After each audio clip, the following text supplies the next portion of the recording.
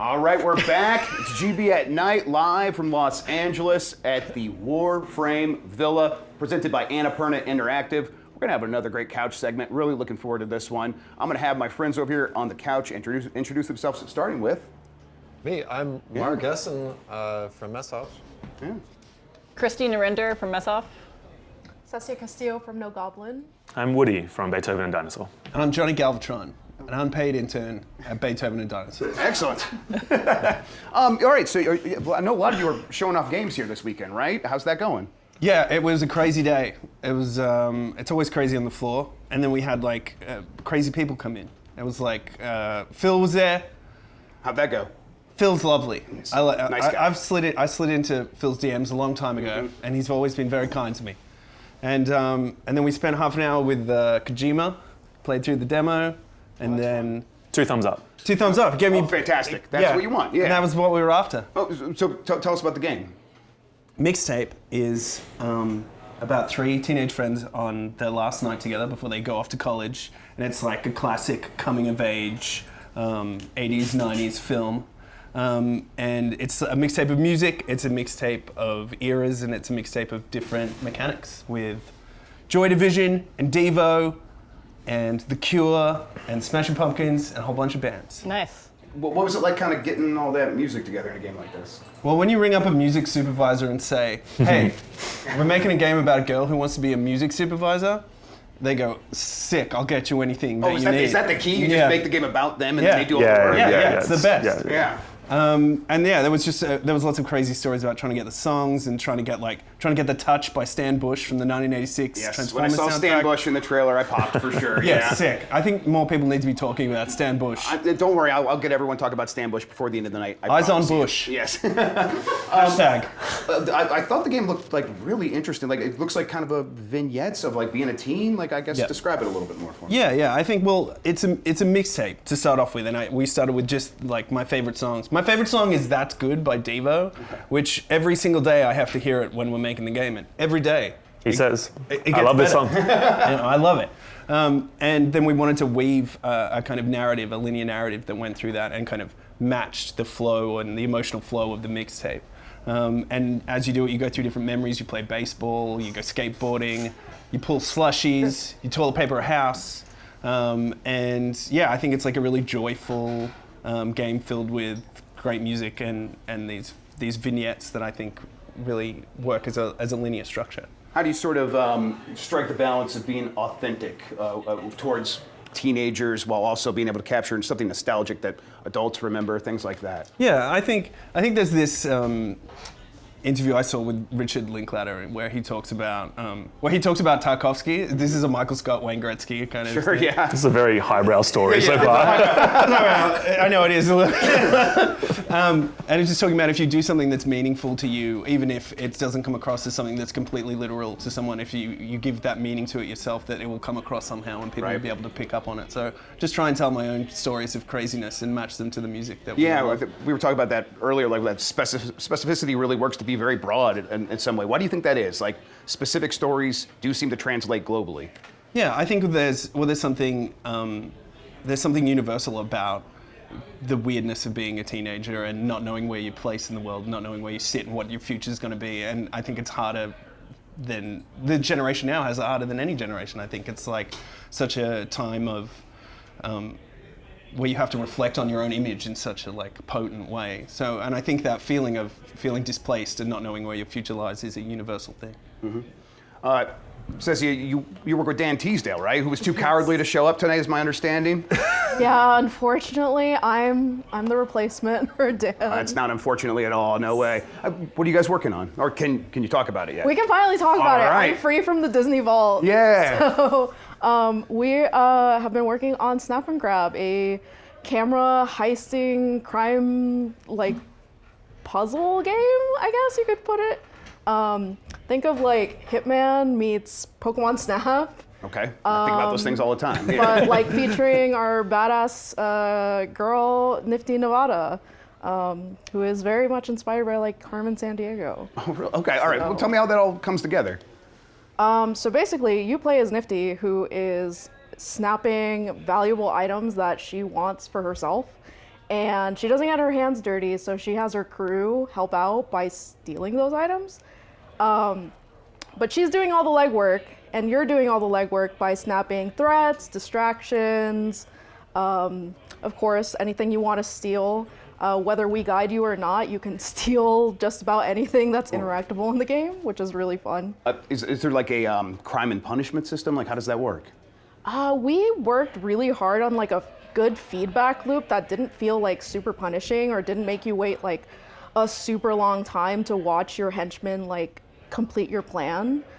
So basically when you plan, you can just hit execute, your plan will play out. You might hit a wall, but you can easily like go back to your planning phase and edit the photos, whether it's the order, what photos you use, and then replay again and immediately see like success or more walls that you didn't anticipate hitting. Right, I can imagine a lot of the fun is like things you weren't expecting to happen. How do you sort of make sure that the game does have a lot of surprises for players as they're going through these levels? There's so much like humor from our team that just like gives so much style points to everything that I think there's new things around every single corner, and we keep iterating on everything to where it's like it feels, I don't know, I like to think that it feels really special. Yeah. We were just talking about specificity. Are you guys like focused on the same thing of like you have a really clear idea of the characters in this game and they for sure. they have their own internal lives? What's it like to design that? I would say like it's been fun. It's a lot of collaboration for sure. It's really nice being on a small team because you get to collaborate on like no idea is too silly, it feels like, which is great. But we work the right balance between like pushing a character way too far or like just enough to where it feels like they feel very fulfilling as a character themselves. Mark, Kristy, what have you guys been working on? We are finishing up our game Wheel World, which is this open world cycling game. It's sort of like a Burnout Paradise, but in a fantastical world that's all about bikes. And you play as Kat, who has been chosen by Cog to save the world, because the world is out of alignment, and you have to you have to build your bike, and your bike has this like immortal bike demon that As they do. yeah, his I name hate is that when Scully. that happens. He controls sort of the flow of like life and death on Wheel World, and it's his role to take spirits to the moon and back, and thus refreshing this karmic cycle. And so, anyway, people stole all of his parts. You have to recover his parts and ride him. Are you? I imagine you're both cyclists yourselves. Is that like a big part of your lives, or is it just like you pick something randomly out of a hat? How'd it work? Yeah. Well, Both? Yeah. Randomly out of a hat, and also has been a hobby, mostly for Mark, only a little bit for me. Yeah, I love riding bikes. I mean, I've ridden bikes for a while now. I'm not professionally or like in a competitive context, but I think they're pretty cool. Yeah. I mean, are you trying to like bring like bike culture into the game in a way, or is it like? There's a lot of like in jokes, I guess, with bikes. Yeah. Like two wheels and stuff, right? Yeah, 2 wheels. Too tired. that's cool. Yeah. Hey, that's good. How's it been being at Summer Game Fest, showing the game off? Yeah, we're at the IGN Live Pavilion, whatever. I'm not sure what it's called. IGN Live's good enough. Yeah, you got it. With Yeah. Xbox. And yeah, I gather it's going pretty well. And then tomorrow we're dropping some big news Big about news. our Big news. release date. Oh, fantastic. Okay, so it's been a lot of work on getting ready for this and getting ready for other things. Something like that, yeah. I don't know if I'm allowed to say this, but we did pass cert first try. Yeah. Hey, wow. Whoa, Yeah. I won't say which. So, yeah. Okay, so yeah, so the deal. game may or may not come out soon. You guys have been in Steam Next Fest, I know, before. I think I played it there. Yeah, we had a demo there. Yep. Yeah, what was it like kind of getting that ready versus like getting ready for something like Summer Game Fest? Just more, Just getting to the finish line with a video just game. in the period. mines a couple more days. No big deal. Yeah. Yeah, is it like, it really is just a job, right? It's all Yes. a job. Yeah. Yeah. I mean, it's a passion. It's a passion. Right, well, of course, yeah, but I mean, we turn passions into jobs. That's what I've done for sure, so yeah, I recognize Yeah, that, but yeah. we're pretty much there. It feels like we're coasting, and we're getting to all like the wish list items we wanted to get to. So So yeah, there's some fun surprises, I think, for We're players. pretty excited about where we are in not just development, but also being able to share things with people and share more of the game Yep. and all the elements. What is it like trying to share a game, an indie game these days? There was a time where I remember I would talk to PR people and they would say, it's how do we get your attention? And now it's like, well, there are very few people to get their attention, to get to the attention of, right? What's that like? It's a good question. We're working with Annapurna and Pop Agenda, who are the experts in that stuff. Yeah. Shout out to Pop Agenda. They got a new logo, I hear. What a logo. Yeah, I don't know. Last time we put a game out was like 10 years ago, so no idea. Okay, so yeah, like you kind of need the experts at a certain point, Yeah. right? Yeah. Like you've Every been heads time- down making a game. Every time we release a game, this is our 4th game ever. Every time we release a game, it's like we don't know who the players are. We don't know what the new. We don't know anything. We're Yeah. like, it's like, oh, are we using Twitter? Oh, no, Twitter. Okay, are we using a different? Is it Facebook? No, Facebook. Yeah. Vibes now, yeah. It's yeah. just like, This is where we need Put the energy experts out. to tell us, Comes back. Is it like frustrating or is it like just a relief that there are experts out there? We haven't really had, the feedback loop is incomplete so far, so we'll see how we feel on launch think day, it's I guess. amazing. Yeah. PR approved response. Yeah. Tick. Yeah. Yeah. Tick. Cool. Yeah. Cessia, how about you? Has it been something where it's like you guys are having a visual in your head of what the player looks like and how to reach out to them or how to reach out to the press for what that means these days? What's that been like? Oh, I'm a little ant in the team, so like I get like the telephone game of what the publisher is saying Sure. and stuff, and I'm just like, yeah, it sounds like the game's going good. Sick. Yeah, exactly. come out. Sick. Is that sick to be able to like, okay, someone else is handling that, I get to just do my job? Yeah, no, it is a relief to not have to worry about the little things like that, because I'm like, I have no idea, I have no clue. Yeah. How about you all? When you guys are like trying to get the game out in front of people now, was it I don't something think you thought about? We never think about the player. Uh-huh. Yeah, hell yeah. Sick. Just like an afterthought, really. No, not interested. We make the art that we want to make, and I'm glad that people like it, and I'm always stoked that today we're seeing our game in a huge banner, and then watching it at Summer Games Fest and stuff, and I'm always pinching myself. I can't believe we're here, but we just do what we want. Yeah. There's a bit of luck, you know what I mean? Like timing and that kind of stuff, and like it's definitely not like long planned PR, things like that they've really just like planned and thought about, right, Jen? It's just like you just do it, and it's just like lucky. See how it Yeah. goes. Yeah. Yeah, cool. Yeah, Crapshoot. Yeah. Yeah. Spaghetti wall. Yeah. I mean, I don't know. We tell stories, and I think a piece of a story will resonate with someone, no matter where they're from or what they're doing. That Hopefully millions. I think so. Yeah. Yeah. My old boss said to me once, not you, sorry. It's okay. I mean, you are my old boss. Yeah. Thanks. You don't know. Wait, don't know wait, which- what? Yeah. I'm just old. That was Yeah. You don't know which part of a game is going to be someone's favorite. Could be some weird little bit, or some this, that, or whatever. So it's like Kind of no point in really like obsessing over it, right? You just make what you want to make. Yeah. I don't think David Lynch was ever kind of like, oh, people are going to like this. He was just making weird little lamb children. Yeah, but I mean, it's a bit. Well, no, I like the lamb children. And I'm sure he knew that. Yeah, it's trending. Yeah. But it's like it's a business, right? So you got like when you like are going to hire someone, and you're like, well, we don't ever think about this. Like, how do you like explain to the team like, here's the end goal, or is it like, no, I want to bring in people that also understand. Just make what you want to make. I think on a creative level. On a creative level, yeah. Yeah, I think that if you're not in a game team, you don't understand how collaborative it is. Maybe I think from the outside it looks like there is a director and then people under them. But in an indie team, it's definitely like the most collaborative partnership I've ever been in. It's just like you have these. You never know the most. There's always an artist there who knows more than you, a programmer, a technical artist, and everyone comes in. I think when it's working really well.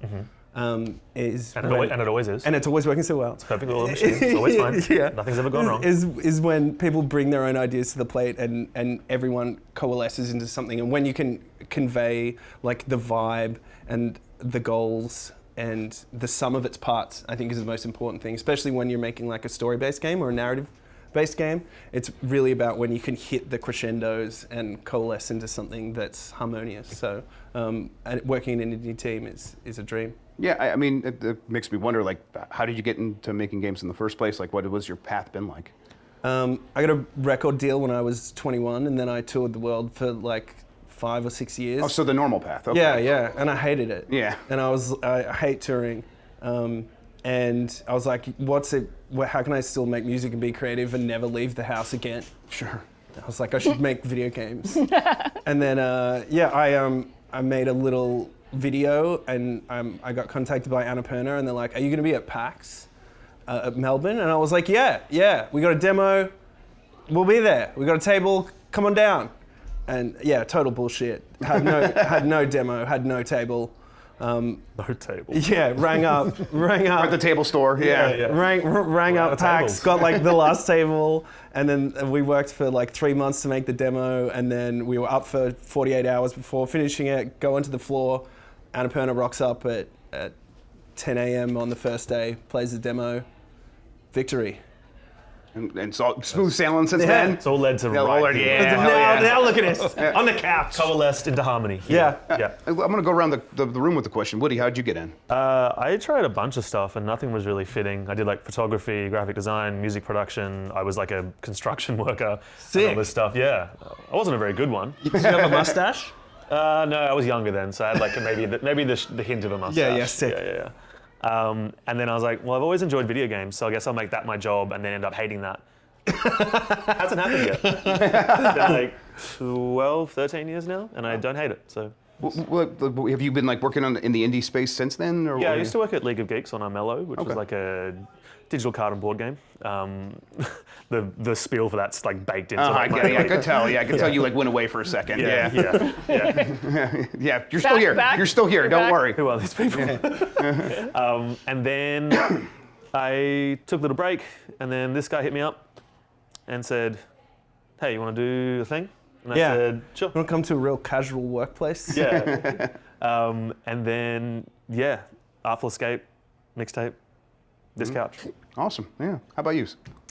I mean, for me, it's a very short story, but like, Love it. fell into gaming because I applied to go into computer animation, didn't get in. I was like, well, video games are kind of close. And then I ended up loving it because I'm like, oh my God, just seeing someone play something and experience it was just so magical to me. And then I feel like there was a period of panic of trying to apply to jobs straight from like college into the industry in 2019, pre the happenings. Sure. I don't know what you're talking about. And Dan contacted me back, was like, we're building a little team on an indie game. I was like, an indie game? That's magical to me. Like, let me work on it, please.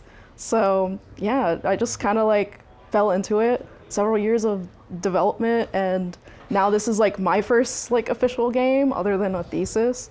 So it's like really exciting. Mm-hmm. It's like, it is to me the indie dream. Yeah, like No Goblins made games before, but like you said, it's building a team. Does it work that way where it's like new games, sort of like let's build up a new team, or like we have some people that are left over, should we bring in some new people? How did that work? I think it was just that Dan and Panzer both wanted to make something bigger, and they realized that they needed more than just themselves to make it.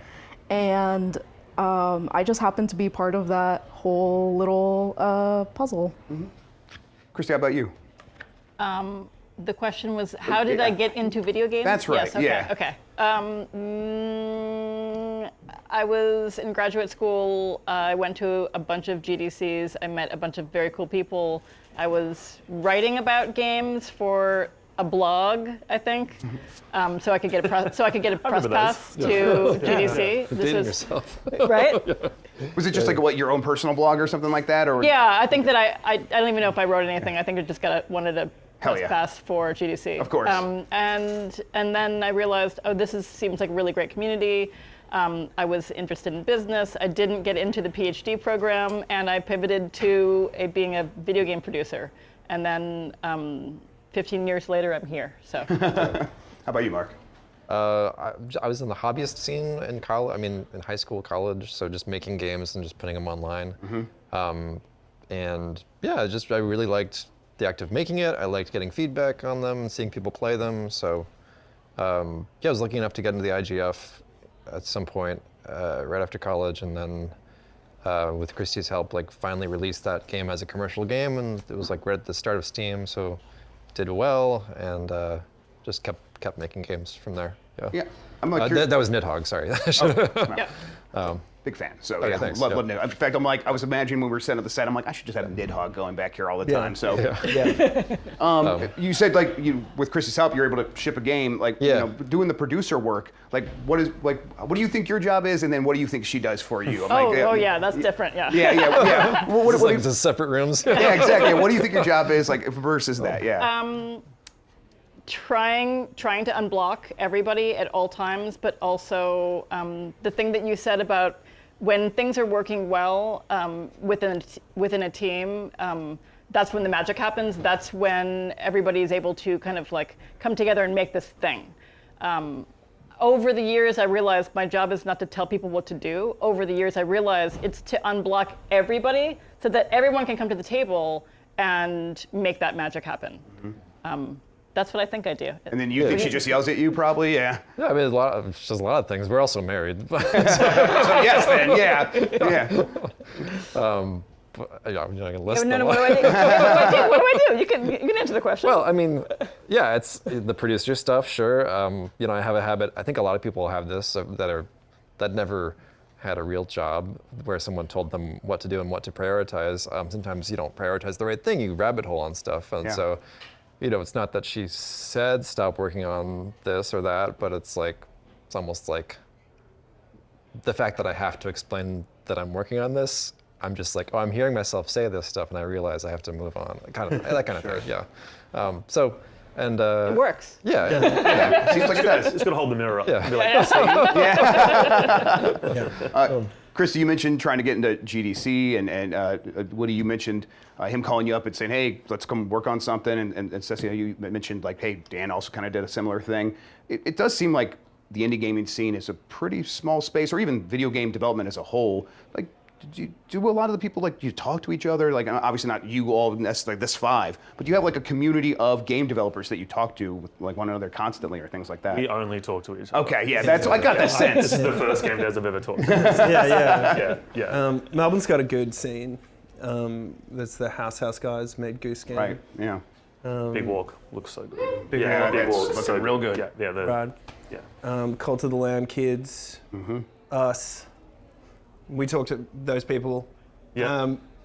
And I think there's Summerfall Games as well. It's a bunch of teams in Melbourne, and there's a good scene. It's great. It's a great community. It feels like scenes though, right? Like this is like that's the way to describe it. It does, because it also feels a lot friendlier than like the rock and roll scene. Sure. Because there's enough to go around, where everyone in the rock and roll scene is standing side stage, and everyone's trying to get that one record deal. You know what I mean?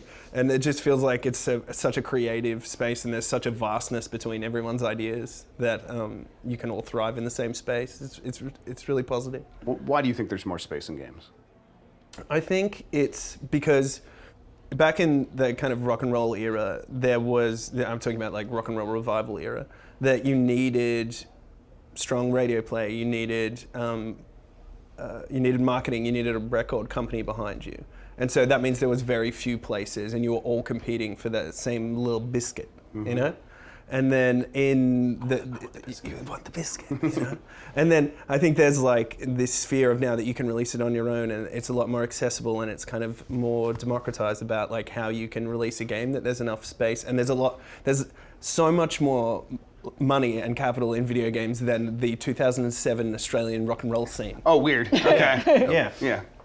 How about you, Cessia? Do you feel like you're part of a indie game community, or what? I feel like I'm starting to get into the indie game community, especially now that we can like talk about our game, things like this, yeah. which is like nice. I think you're in it. I think you're in it. Yeah, I think so. I like you. I think you're cool. I like to think that I know other people via like my coworkers, especially like Felix, our producer, like knows everyone somehow, and I'm I just know Felix. You know Felix, there you go. Felix, okay. Yeah. Sure. Yeah. Yeah. So I'm like dipping my toes slowly into like talking to people. I've just kind of been like behind my desk making levels work. So Yeah, is it like kind of what you thought it would be, like getting to meet people in the industry, or is it something you ever thought about before? no, I think it's pretty. It's a lot less intimidating, I think, because every time I've talked to like someone in the indie scene, like especially at GDC, they're always really, really nice, and I just psych myself out a lot. Because it's just, I don't know, it's intimidating, especially like as a person who played a lot of indie games before like being into games, that it's just, I don't know, I feel like the pedestal is like slightly higher. Mark, you mentioned like working in the the hobbyist space. Yeah. How have things changed since then? Not just for you, but like how you view it. Yeah, I mean, my community back then was like forums. Put something on a forum, have a nice thread going. Well,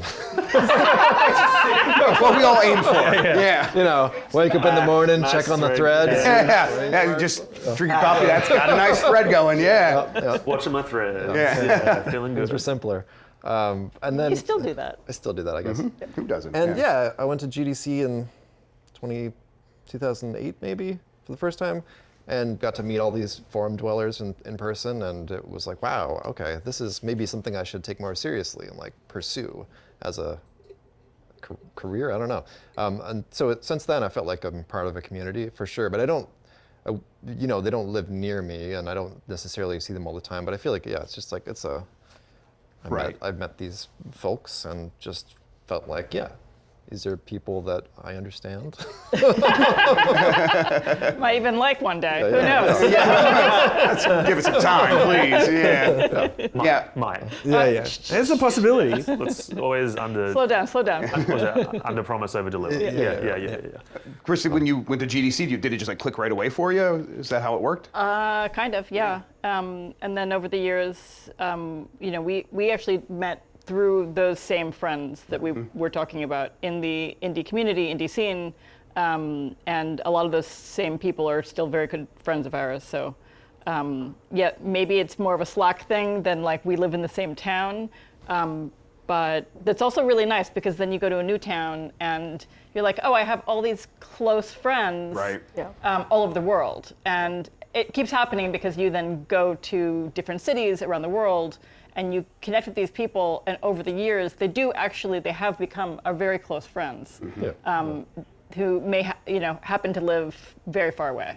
So it's not just a scene or a community. These people have become like our extended family. Right. Yeah. And that kind of makes me feel like, we've had a lot of conversations over the last 2 days about, what's the future of games and all that stuff. Kind of feels like what I hear from you all is you're making games because you kind of can't help it in a lot of ways. Like this is what you want to be doing.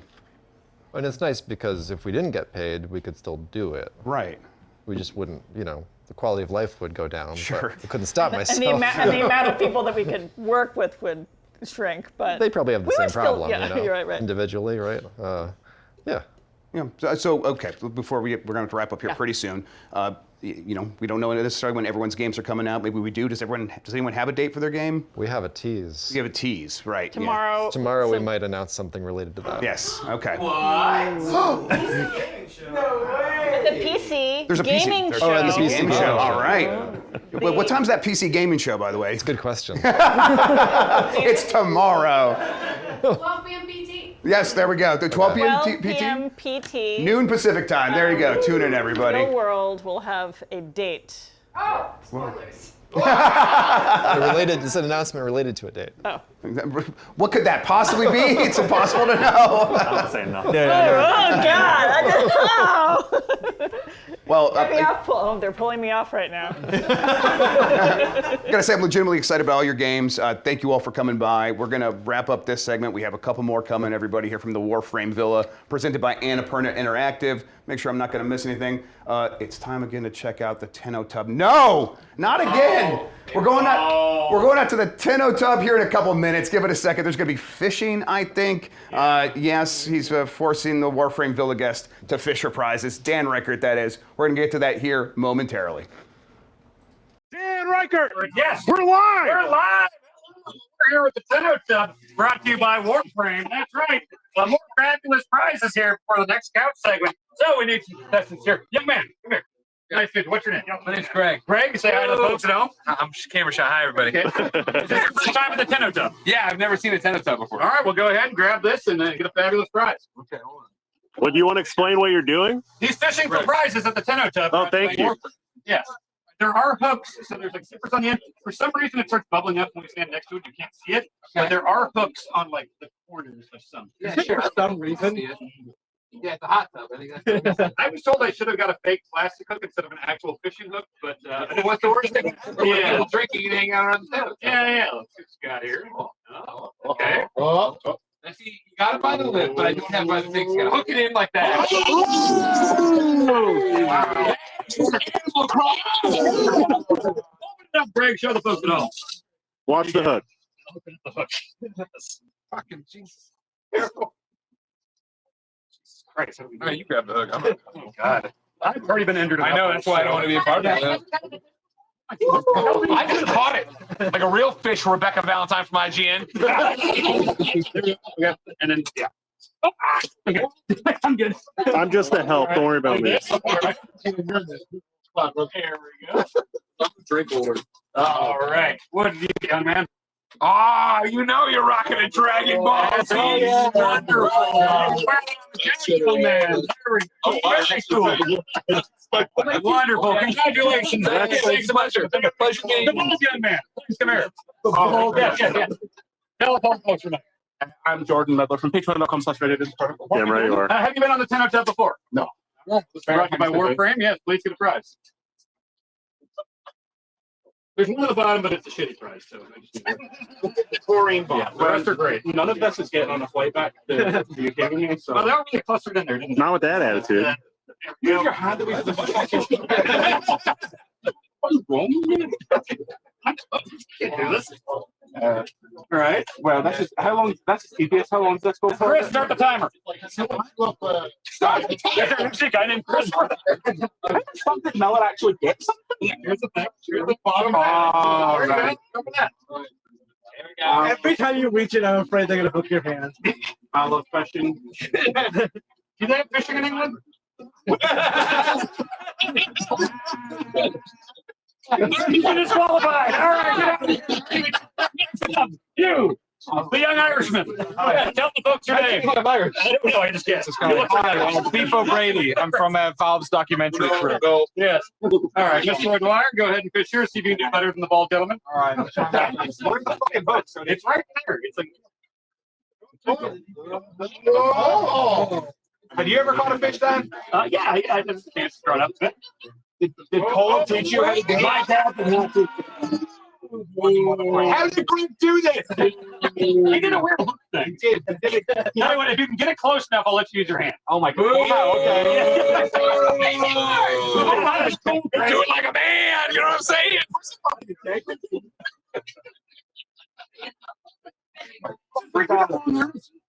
Okay, just get it? Yeah. I'm gonna get it the fucking pure way. I don't care. I got it. Your pride is going to fall. No. Okay, one more go. One more time. Right. If he's allowed to grab it, what happened in Midland? You know what I mean? There we go!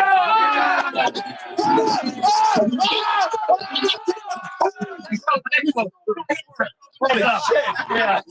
Wow. There you go. I don't want this one. This is my shame prize. Shane Price, he doesn't want it.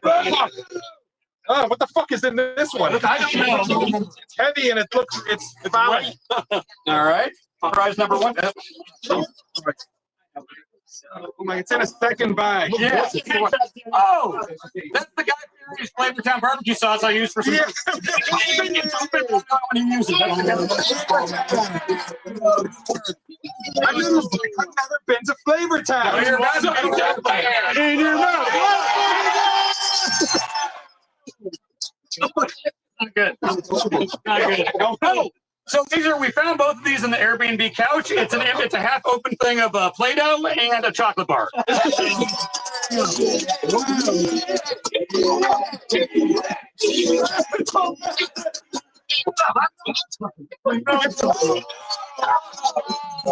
Oh man! When you were joking. When they find the child these belong to, and I'm implicated in this murder, I really appreciate it. Thank you. It's not good. I hadn't had dinner, so I had Round of applause for Danny. We got a wild geese prize here in the top. Young man, why don't you come up here? Yes, what's your name, young man? my name's Jeff from Cherry Hill, New Jersey. I'm very happy to be Cherry here. Hill, New Jersey. We got Jeff here. Say hi to the folks at home. Hi. What is this for? This is the Tenno Tub brought to you by Warframe. So why don't you go ahead? You got the final Is that a prize video here. game? It is a video game. It's free to play. That's right. You're taking money from video games now. Let's try it hard. Damn right.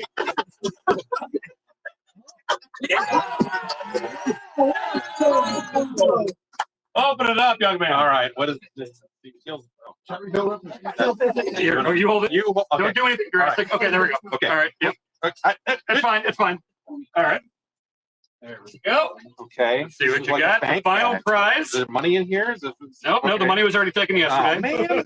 Okay. Yeah, I think you're gonna like this one. Is there a note? I think no, it's just too obscure. I see. Okay. Why don't you tell the folks that you won? It's a Funko Pop of Carlos Santana.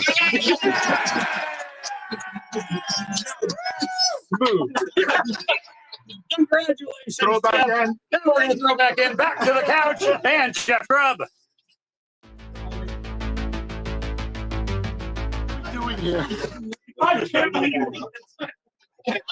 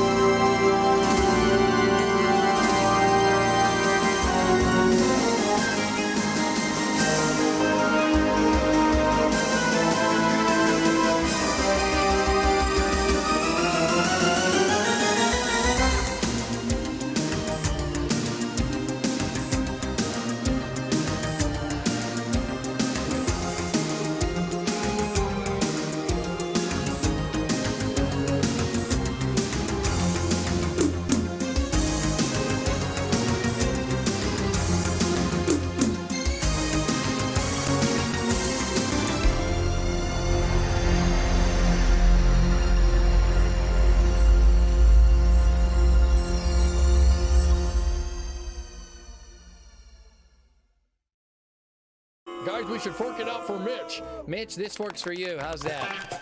Mitch, good to see you.